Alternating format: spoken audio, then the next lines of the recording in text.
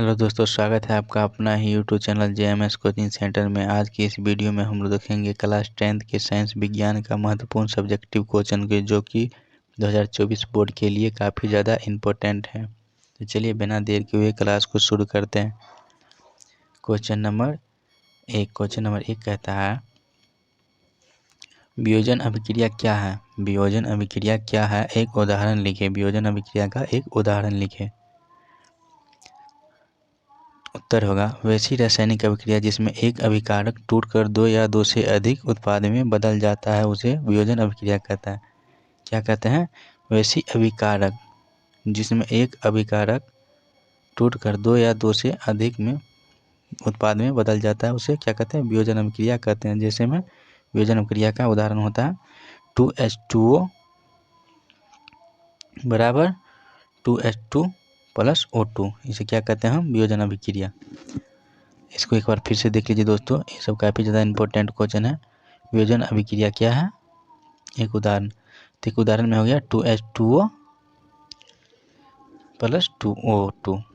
ये उदाहरण हो गया दोस्तों। अब ऐसी रासायनिक अभिक्रिया जिसमें एक अभिकारक टूटकर दो या दो से अधिक उत्पाद में बदल जाता है उसे क्या कहते हैं? वियोजन अभिक्रिया कहते हैं। दो या दो से अधिक उत्पाद में बदल जाता है उसे क्या कहते हैं? वियोजन अभिक्रिया कहते हैं। तो चलिए नेक्स्ट क्वेश्चन देखते हैं। क्वेश्चन नंबर 2 कहता है, साफ आकाश नीला क्यों प्रतीत होता है। ये भी काफ़ी ज़्यादा इंपॉर्टेंट क्वेश्चन है दोस्तों, बार बार पूछा जाता है एग्जाम में। साफ आकाश नीला क्यों प्रतीत होता है। क्या कहता है? साफ आकाश नीला क्यों प्रतीत होता है। साफ आकाश नीला क्यों प्रतीत होता है दोस्तों? तो साफ आकाश नीला क्यों प्रतीत होता है, ये क्वेश्चन पूछ रहा है कि साफ आकाश नीला क्यों प्रतीत होता है। उत्तर में होगा, जब सूर्य का प्रकाश वायुमंडल से होकर गुजरता है। जब सूर्य का प्रकाश वायुमंडल से होकर गुजरता है तो वायुमंडल में उपस्थित छोटे छोटे धूलकण नीले रंग का प्रकीर्णन सबसे अधिक करता है। वायुमंडल में उपस्थित जो छोटे छोटे धूलकण होते हैं वो सबसे अधिक प्रकीर्णन करते हैं, जिसके कारण नीला रंग का चारों ओर फैल जाता है। यही कारण है कि आकाश का रंग नीला प्रतीत होता है। क्या कारण है? वायुमंडल में उपस्थित छोटे छोटे धूलकण नीले रंग का प्रकीर्णन सबसे अधिक करता है, जिसके कारण नीला रंग को फैल जाता है। यही कारण है कि आकाश का रंग नीला प्रतीत होता है। चलिए नेक्स्ट क्वेश्चन देखते हैं। क्वेश्चन नंबर 3 कहता है, आयोजन क्या है। आयोजन क्या है माने आयोजन क्या है दोस्तों। क्वेश्चन क्या कह रहा है कि आयोजन क्या है यानी ओजोन क्या है। तो उत्तर देखिए दोस्तों, ओजोन ऑक्सीजन का एक अपरूप है। ओजोन क्या है? ऑक्सीजन का एक अपरूप है। ओजोन क्या है? ऑक्सीजन का एक इम्पोर्टेंट क्वेश्चन है दोस्तों, ये विज्ञान का इम्पोर्टेंट क्वेश्चन है। ओजोन ऑक्सीजन का क्या है? एक अपरूप है। अगर कोई ऑब्जेक्टिव में पूछेगा कि ओजोन क्या है, तो ओजोन ऑक्सीजन का एक अपरूप है। किसका अपरूप है? ऑक्सीजन का एक अपरूप है। ओजोन का एक अणु ऑक्सीजन के 3 परमाणु से मिलकर बना होता है। ओजोन का एक अणु ऑक्सीजन के 3 परमाणु से मिलकर बना होता है। ओजोन का अणुसूत्र O3 होता है दोस्तों। सॉरी मिस्टेक हो गया है। क्या होता है? तो ये होता है O3 होता है। क्या होता है दोस्तों? तो यहाँ पर होता है O3। क्या होगा? ये होगा O3 दोस्तों। O3 होता है। O3 होता है। ओजोन का सूत्र क्या होता है? O3 होता है। O3 से क्या होता है? ओजोन। चलिए दोस्तों, मिस्टेक हो गया था।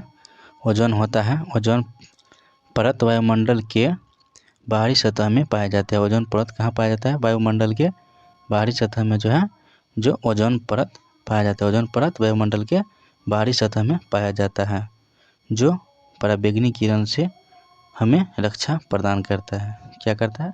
पराबैंगनी किरण से हमें रक्षा प्रदान करता है। और ओजोन का आणविक सूत्र कितना होता है दोस्तों? तो ओजोन का आणविक सूत्र होता है, हम बता दिए हैं आप लोगों को कि O3 होता है। कितना होता है? तो ये होता है O3 होता है। ओजोन का आणविक सूत्र होता है O3। तो चलिए नेक्स्ट क्वेश्चन देख लेते हैं। क्वेश्चन नंबर 4 कहता है दोस्तों,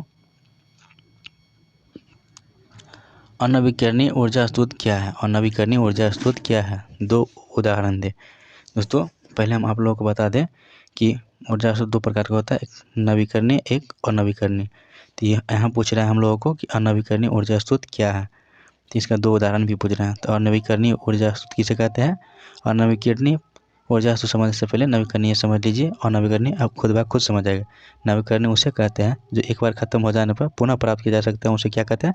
नवीकरणीय ऊर्जा स्रोत कहते हैं। जैसे में सूर्य का प्रकाश, वायुमंडल सूर्य का प्रकाश और सौर ऊर्जा हो जाएगा। अनवीकरणीय के देख लीजिए, अनवीकरणीय ऊर्जा स्रोत, अनवीकरणीय ऊर्जा स्रोत में अनवीकरणीय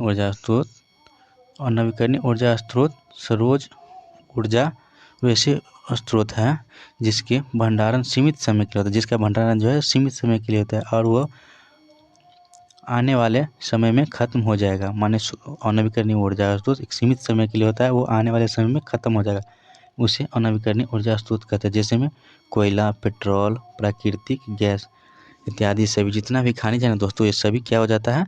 तो अनवीकरणीय ऊर्जा स्रोत का उदाहरण हो जाता है। जितना भी जमीन के अंदर से खून के निकाला जाता है ना, वो सभी अनवीकरणीय ऊर्जा स्रोत में आ जाता है। चलिए दोस्तों अगला क्वेश्चन, नेक्स्ट क्वेश्चन काफ़ी ज़्यादा क्वेश्चन है दोस्तों। क्वेश्चन नंबर 5 देख लेते हैं। विद्युत बल्ब में निष्कर्षीय गैस क्यों भरी जाती है? विद्युत बल्ब में निष्कर्षीय गैस क्यों भरी जाती है दोस्तों? काफ़ी ज़्यादा इंपॉर्टेंट क्वेश्चन, आपको लोग को देखने से ही पता चलता होगा। तो उत्तर होगा इसका दोस्तों, विद्युत बल्ब का फिलामेंट टंगस्टन का बना होता है। विद्युत बल्ब का फिलामेंट किसका बना होता है? तो टंगस्टन का बना होता है। यदि विद्युत बल्ब के अंदर हवा भरा दिया जाए, यदि विद्युत बल्ब के अंदर हवा भर दिया जाए और विद्युत धारा प्रवाहित किया जाए तो यह हवा के ऑक्सीजन से अकृत होकर टूट जाता है। यदि विद्युत बल्ब के अंदर निष्क्रिय गैस भर दिया जाए तो टंगस्टन को न्यूनतम हानि पहुंचाता है, इसीलिए विद्युत बल्ब के अंदर निष्क्रिय गैस भर दिया जाता है। क्या कहता है दोस्तों? विद्युत बल्ब का फिलामेंट टंगस्टन का बना होता है। विद्युत बल्ब का फिलामेंट किसका बना होता है? तो ये जो है टंगस्टन का बना होता है। किसका बना होता है? टंगस्टन का बना होता है। यदि विद्युत बल्ब के अंदर हवा भर दिया जाए और विद्युत धारा, क्या कहता है? विद्युत धारा प्रवाहित किया जाए तो यह हवा के ऑक्सीजन से अकृत होकर टूट जाता है। यदि विद्युत बल्ब के अंदर निष्क्रिय गैस भर दिया जाए तो टंगस्टन के न्यूनतम हानि पहुंचाता है। टंगस्टन जो होता है ना, उसका न्यूनतम हानि पहुंचाता है, इसीलिए विद्युत बल्ब के अंदर निष्क्रिय गैस भरा जाता है। और दोस्तों आप लोग कमेंट में ये ज़रूर बताइएगा कि निष्क्रिय गैस कौन कौन को होता है। ऐसे हम बता देते हैं, helium, neon, argon, krypton, xenon, radon इत्यादि सभी जो 18वां वर्ग का तत्व होता है, ये सभी क्या होता है? निष्क्रिय गैस, इसे शून्य गैस भी कहा जाता है। अगर ये वीडियो आप लोगों को अच्छा लगा होगा तो लाइक, सब्सक्राइब और शेयर कर दीजिएगा। चलिए मिलते हैं आप लोगों से नेक्स्ट वीडियो में। आज के लिए बाय बाय, टाटा।